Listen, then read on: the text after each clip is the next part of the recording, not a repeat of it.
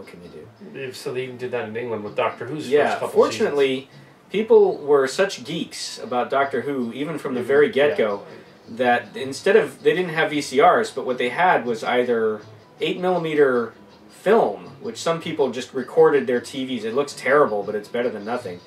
Or every single episode of Doctor Who exists in audio, because people had hi-fi sets that they could plug a microphone into and record the audio. All of it. Yeah. All the audio from every episode of Doctor Who exists and has been released on CD. People would have to recast everything out to do that. It'd be an interesting challenge. Well, what they usually do is if there's a long stretch where you can't tell what's going on, somebody will insert narration. Some of them actually got the actors to come back and like read like a narration. Well, if they'd have the script, they could go back and look at that. Oh yeah, all the scripts exist. So yeah, they've done a really good job of preserving Doctor Who, and people have found like a bunch of old archives, like in Australian broom closets at TV Studio X. They'll find like episodes 2 and 6 of story 50 or whatever. But that series made a whole lot of extra stuff. Yeah. Yeah. So there's a lot of other series that just flat out don't exist anymore. For some reason, they won't release on DVD the original '60s Batman. You know any Batman fans? Not particularly a serious Batman fan or anything, but I know several, or at least one or two. And it's like, why don't they release that? They would automatically buy it up like hotcakes. It would be like, oh yeah, right now, I would buy it. The only thing I can think for Batman, because that is a well-known thing and there is a lot of demand, somebody's sitting on the rights just to be a jerk, is my guess. There's somebody's worried about residuals or money somewhere, and is it Adam West? Tell him not to do that.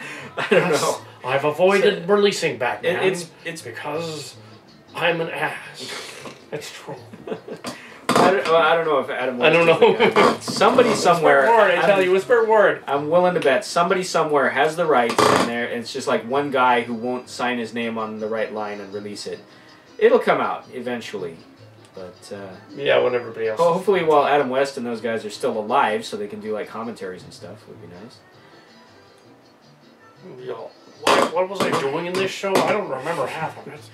I was completely stoned during most of it. Kind of like when Mel Brooks did the commentary for Spaceballs, and he just started watching the movie about halfway through. He was like, "Oh yeah, oh yeah." These long, or he'll just be like, "Oh yeah, he's upset. Yeah, he's running."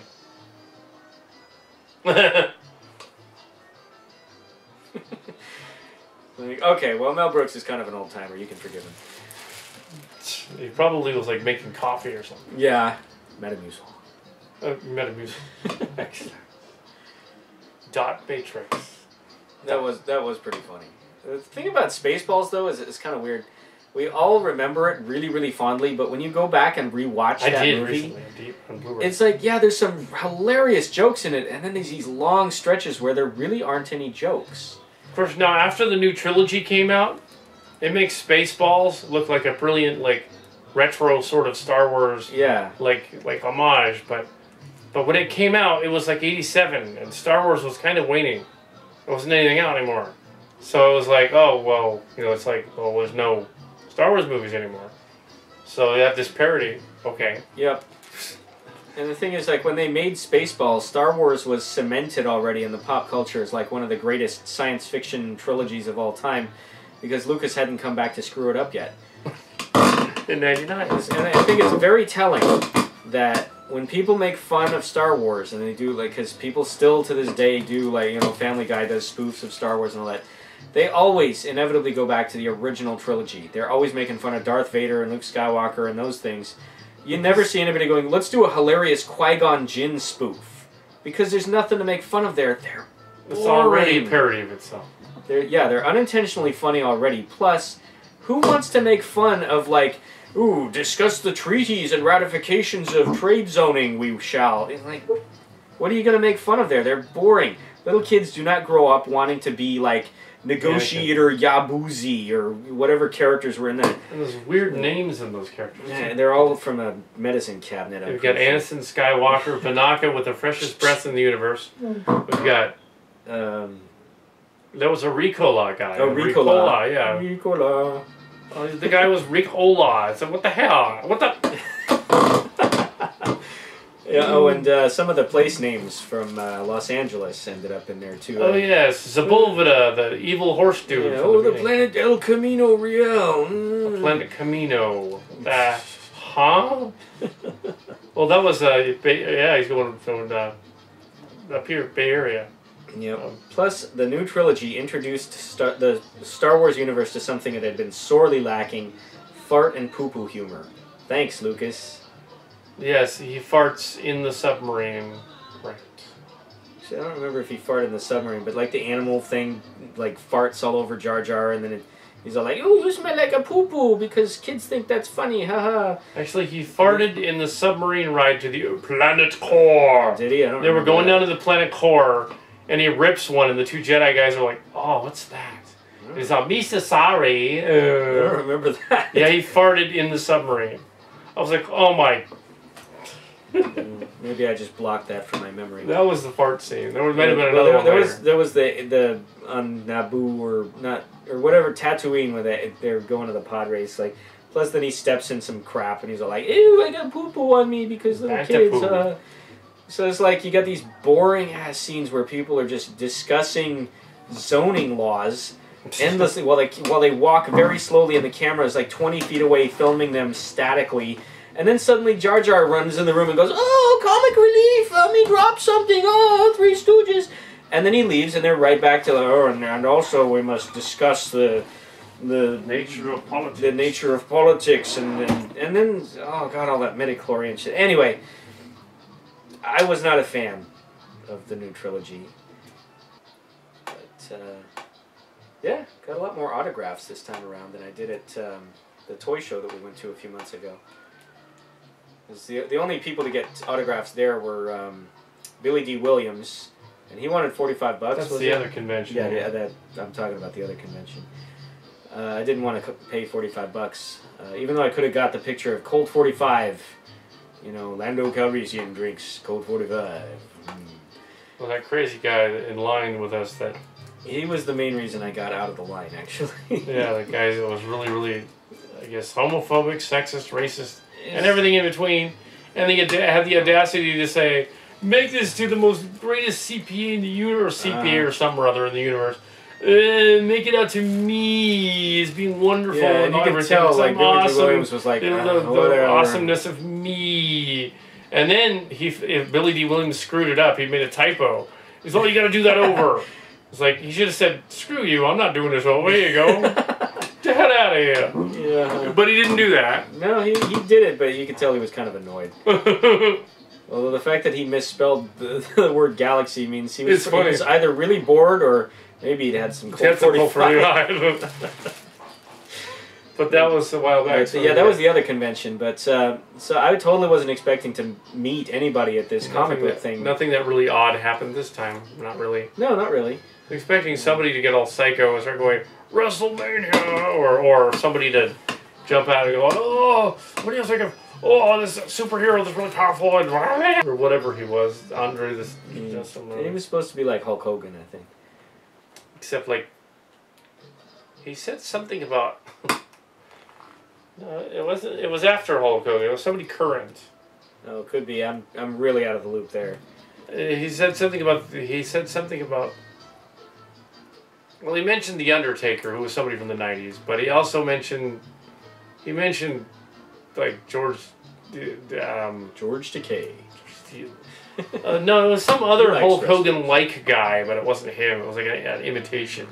Could be. Or something. I was only ever briefly aware of wrestlers during the Pine Hill era, because that was the time when, like, pro wrestling had sort of reached its cartoonish apex, and you know, Hulk Hogan had, like, movies and a cartoon, and, you know, everybody, Andre the Giant, and, you know, what was the other guy, the Ultimate Warrior, and you know, it was like a living Saturday morning cartoon, and everybody else was watching this stuff, so I sort of peripherally picked up the names. But I remember thinking to myself, even as a little kid, like, it doesn't look like they're actually hitting each other. They're like running each other, and the other guy like poses and throws himself into the other guy's elbow, and then he acts like it's the worst thing that ever happened to him, and he's like, oh, and he's like dead on the mat. The other guy's like showboating over him with a chair like he's going to hit him, and then he waits because the other guy isn't ready yet, and then the other guy kind of looks up and goes, oh, okay. And then suddenly he recovers and jumps up off the mat, and the chair misses him, and it's like, you know, even when you're 8 years old, you think, I'm a little suspicious about the authenticity here. Just a little. Of course, then you get older and realize, like, of course it's fake. That's why it's fun. But yeah, and their mats are usually like really, really bouncy. Yeah. And like, but Jim thought it was real. But yeah, I think we saw Teenage Cruisers either late in the 80s or early in the 90s. I had seen it earlier at the cheapy downtown theater that we used to. Yeah, I guess it played like. Which they eventually closed the theater because I guess the father or the son of the thing was like, we shouldn't show porno movies here, adult movies. And, yeah. Oh, again, it's pretty much soft core. It really isn't all that bad. Yeah, I mean, it's a little graphic. I wouldn't show it to any family members. No, but you know. Yeah, I mean, it's kind of like, you know, a little bit raunchier than the typical 80s, you know, nerd comedy. Yeah, raunchy 80s nerd comedy. Yeah, and it's like deliberately dumb, so it has no pretensions like there's at all. a psycho chick that basically runs out of the funny farm and attempts to do it with everyone in town. And it's like everyone in town knows it, so this guy director plays the DJ, and he's like, oh yeah, by the way, the crazy lady, Nymphet is in town again, and yeah, you know, there's a nonchalant about it. He was trying to play like a Wolfman Jack, sort of a, you know, you gotta hit the voice like Wolfman Jack. Sort of, but not really, not no. quite. I think he was more doing. Yeah, he had that vibe, but he was probably just trying to be sort of a hippie, sort of. He didn't really have so much of a gravelly voice in the movie, though. A little bit. I mean, he didn't literally do Wolfman. Well, no, it wasn't like a straight up imitation, but that was the vibe I got. But yeah, so he acted in, directed, wrote, produced. Hopefully, he made his money back. Although back in those days, you never knew. John Holmes was. And John Holmes is in it. Yes. Yes. He was a. That man had a mustache. I'm telling you, people go on about his other attributes, but for my money, the thing that really is eye-catching is that giant walrusy mutton chop thing he had on his face, which they parodied in Ron Burgundy. Oh yeah. And they're doing a sequel, Ron Burgundy 2. Of course they are. I don't know how they can. It's 10 years later. It wouldn't be the 80s anymore. 70s anymore. It'd be the 80s. I guess they'll make fun of the 80s. And also what doesn't make sense is like in the first one, they couldn't find a 1980s, 70s style news van anywhere. Oh yeah. Anywhere. There's still those around. So they're all, oh, let's make it clearly mid-80s style tradesman van with the mid-80s style headlights and everything, and make it the news van. You couldn't find an old 70s Econoline van anywhere? Anywhere? They probably did, and then the director said, yeah, but the 80s one looks cooler. So it's not like anybody's going to watch Anchorman and complain about the anachronisms, like, you know, that Rolex didn't exist at that particular, it's like, yeah, it's a Will Ferrell comedy. Or like in Bubba Hotep. In which there was a bouncy house in the background during a scene in which they probably didn't yet exist at that point in the 60s, but maybe. Well, you can cut that movie some slack just because it was so low budget.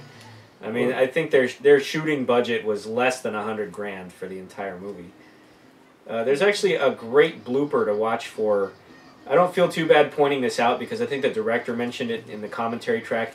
But when the mummy jumps on Elvis and they're in the wheelchair and they're about to go off the cliff, there's this cool low shot of the wheelchair like flying over the camera, and you hear Elvis going, "Ah!" and the mummy's flying off him. If you watch that clip, and you don't even have to freeze frame it or slow it down, just watch the clip. Elvis's head, his entire head, flies off, just from his shoulders, just pooh. Which makes the yell that he's doing that much more hilarious. Because they could only afford the one take, and it was like the dummy's head just came off. Oops. Maybe nobody will notice. We're horror is the horror people. The crappy haunted auditorium thing from Pine Hill days in high school. They turned the gymnasium into a they put up some haunted bed house. sheets. And... yeah, it was. And I was dressed. I had a cardboard full-on thundercracker thing with blinky lights, things, and guns and everything. And had like a blinky phaser and all this stuff. Dad put all the parts together. So they actually worked. You could flash them and like so. I was scaring them because they were behind the sheet or whatever. And I'd be all like, I'm gonna point my blaster. I wasn't supposed to. I was just going through the ride, messing the ride up. I always wanted to do that though. Like I never have the ambition, but every Halloween I think I should totally get like a whole bunch of plywood and build like a haunted house or a maze or something in the front yard and just completely freak the little kids out. So how would you run it? I would need assistance. And we don't have. And I don't have any. So usually what I do instead is I pick the scariest costume I can and... the swamp monster. Yeah, the swamp zombie was probably my best one. And usually every year I get at least a couple of children to weep. Maybe you like that. And sometimes the parents are freaked out. I had one family...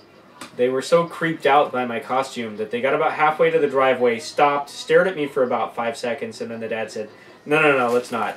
And he turned around and they left, and I was just like, fine, more Snickers bars for me.